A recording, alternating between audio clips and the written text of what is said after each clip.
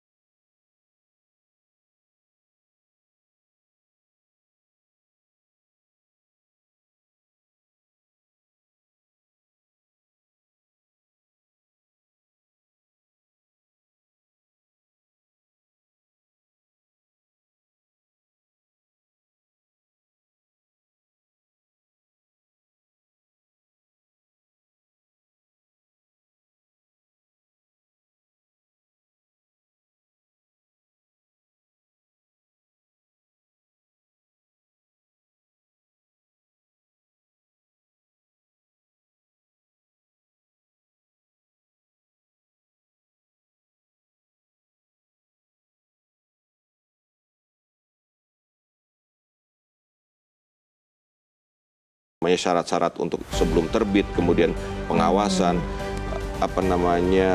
izin analisa dampak lingkungan dan segala macam. Nah, itu yang harus dibenahi dan mungkin masih banyak itu izin usaha tambang yang dikeluarkan oleh pemerintah daerah sebelum 2020 yang memang harus dirapikan oleh pemerintah pusat saat ini. Ya, semoga ini menjadi pintu gerbang menuju ke situ ya, ini Mas harus Aris, jadi ya? momentum untuk kemudian kita lebih bijak dalam mengelola tambang. Kita paham bahwa negara kita adalah kaya akan sumber daya alam dan itu amanat undang-undang itu perlu digunakan untuk kemaslahatan, untuk kemakmuran rakyat, tapi juga harus dilihat keseimbangannya dengan ekologis dan lingkungan. Baik, Mas Aris, sebelum kita ulas lebih dalam lagi, kita saksikan dulu ulasan yang satu ini.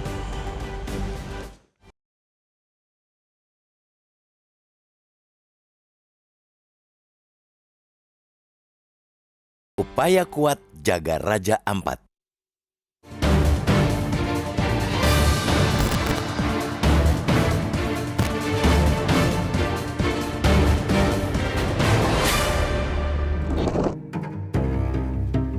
Sudah semestinya negara selalu tunduk dan taat pada konstitusi, utamanya menjaga keselamatan rakyat dan wilayah, serta memastikan hak dasar masyarakat dipenuhi.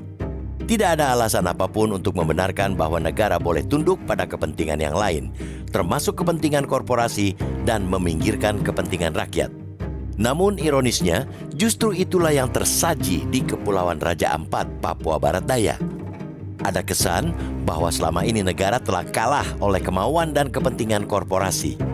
Kesan itu memancar kuat setelah pemerintah menerbitkan sejumlah izin usaha pertambangan atau IUP di wilayah yang sebetulnya merupakan kawasan konservasi tersebut. Tidak tanggung-tanggung, ada 5 perusahaan tambang yang memiliki izin resmi untuk beroperasi di wilayah Raja Ampat.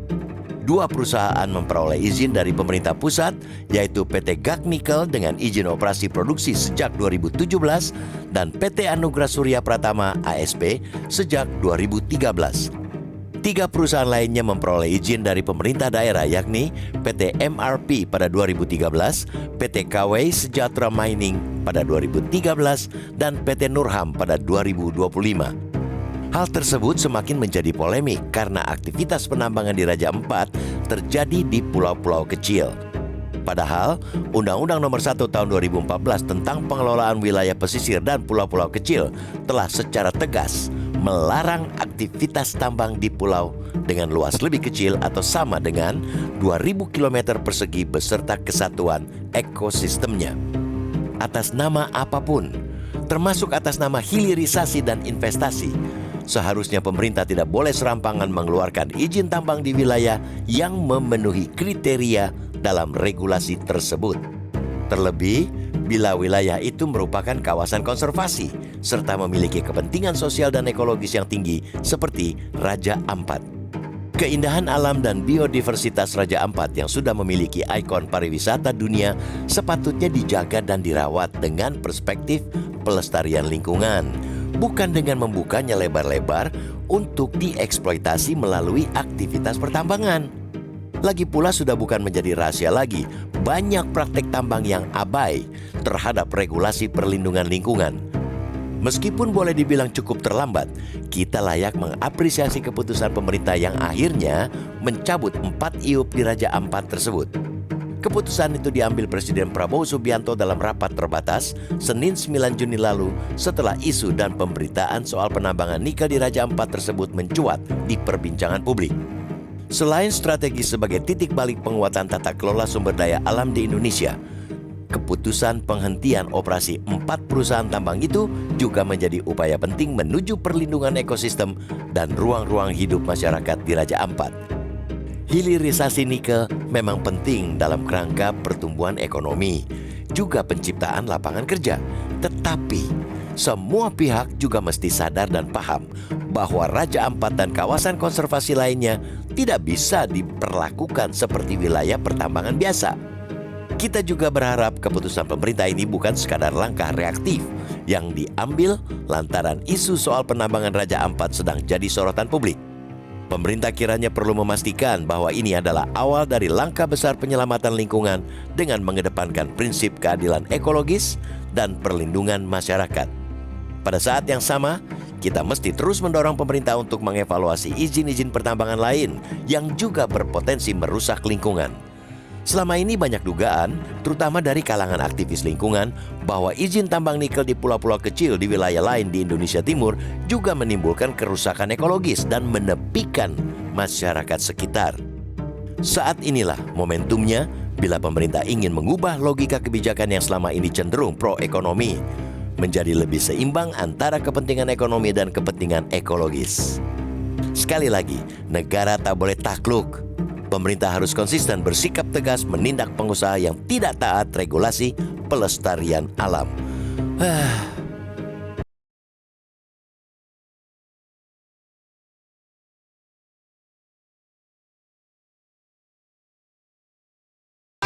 Ya pemirsa, sebelum kita lanjutkan pembahasan upaya kuat jaga Raja Ampat, kita akan jeda dulu dan kami ingatkan Anda untuk bisa berpartisipasi dan berinteraksi bersama kami terkait tema pagi ini melalui telepon interaktif di 0215839900. Editorial akan kembali seusai jeda.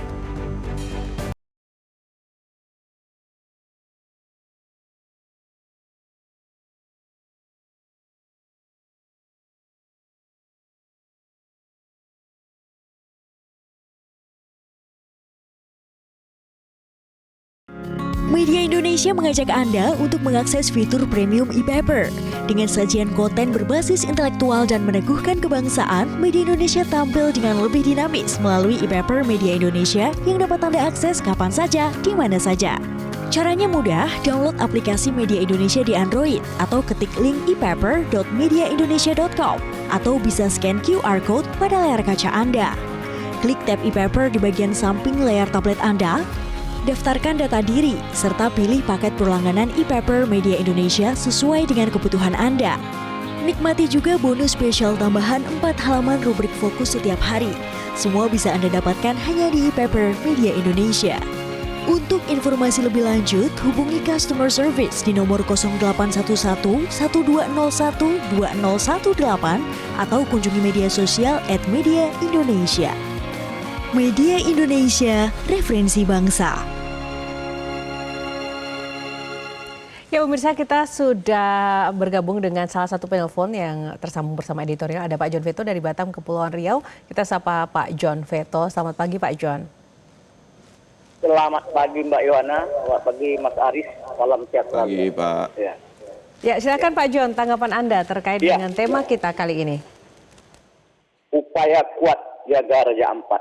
Ini begini Mbak Yohana, Mas Aris. Saya juga kaget juga dengan Raja Ampat. Yang begitu dibangga-banggakan. Raja Ampat sebenarnya bukan punya Indonesia lagi. Karena dia masuk Geopark, artinya dia destinasi wisata berkelaskan internasional. Coba tengok ada tuh kapal pesiar yang mewah itu berkunjung di sana. Jadi ini dirusak oleh apa nih?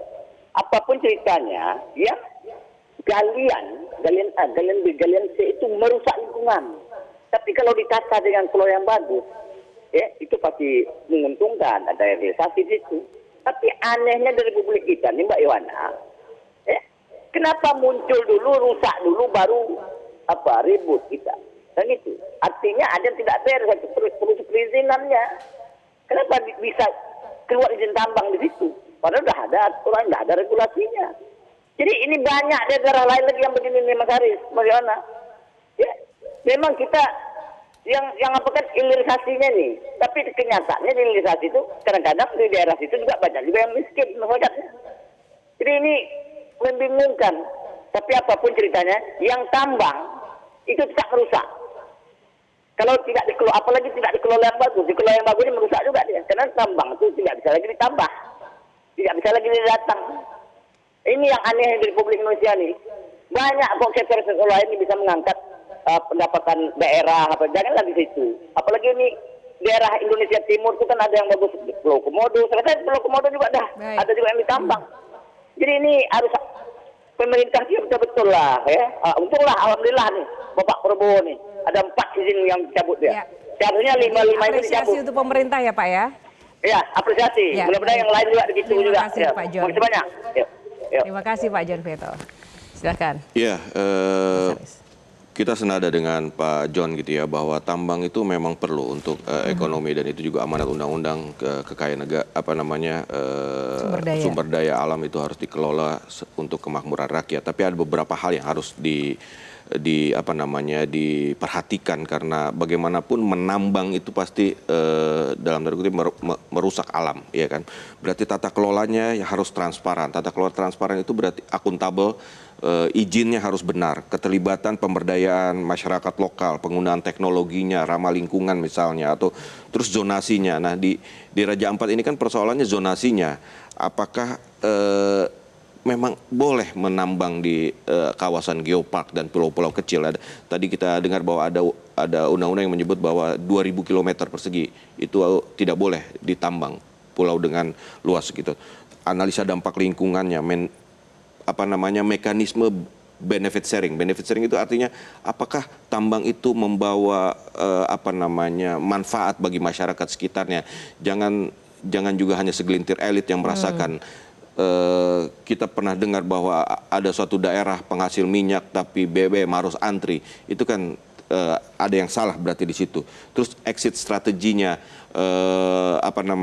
reklamasi ketika penambangan sudah selesai itu kan harus dikembalikan, ditanam kembali atau bagaimana caranya supaya itu kembali menjadi hutan, misalnya kalau yang ditambang itu daerah hutan. Dan tentu penegakan hukum itu penting. Ketika ada yang melanggar harus ditegakkan hukum, dihukum seadil-adilnya. Nah, penegakan hukum yang seadil-adilnya dan transparansi. Jadi apa yang memang benar-benar harus dievaluasi agar ke depan ini tidak menjadi kucing-kucingan atau colong-colongan, nyatanya sudah ada aturan dan tetap dilaksanakan. Betul. Dah, itu tadi yang kita sebut bahwa dari hulu sampai hilirnya harus benar-benar diperhatikan karena ini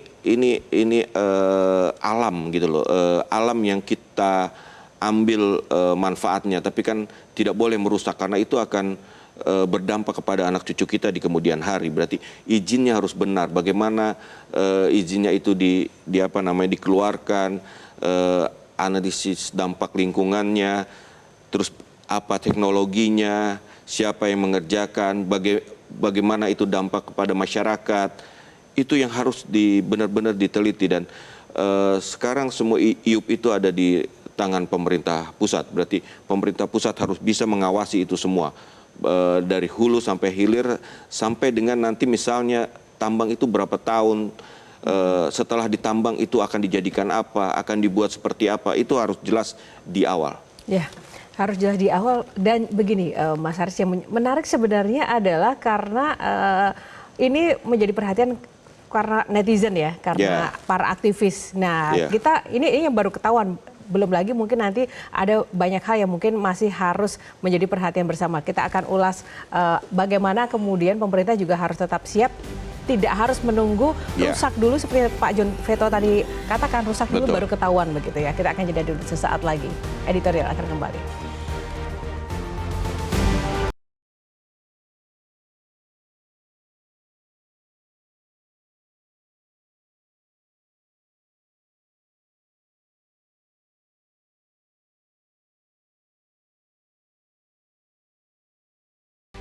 Ya, kembali di Editorial Media Indonesia. Nah, Mas Aris melanjutkan tadi ya.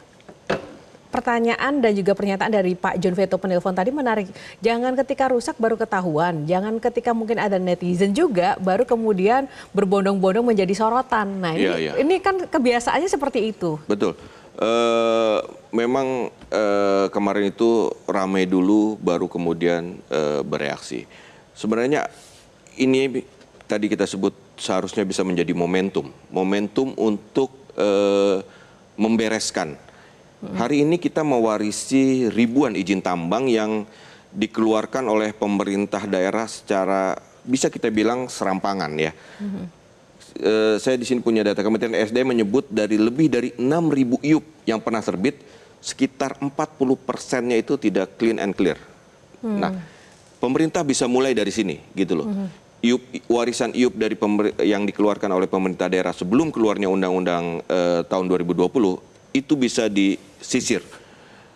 Bahkan salah satu provinsi di Sulawesi menurut data KPK dari 300 IUP yang dikeluarkan oleh pemerintah daerah hanya 2 yang dikatakan clear and clear. Bayangkan sebuah provinsi 300 IUP hanya 2 yang clear and clear. Itu menurut data KPK.